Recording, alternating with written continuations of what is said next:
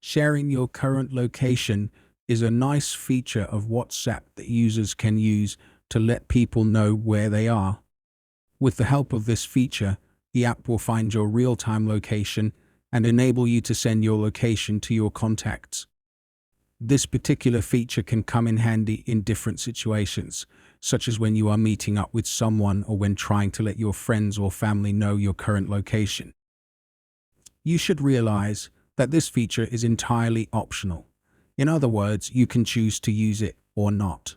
Nevertheless, it is possible for you to send fake locations via your WhatsApp, and this is what we will discuss in this video. So watch full video and don't skip.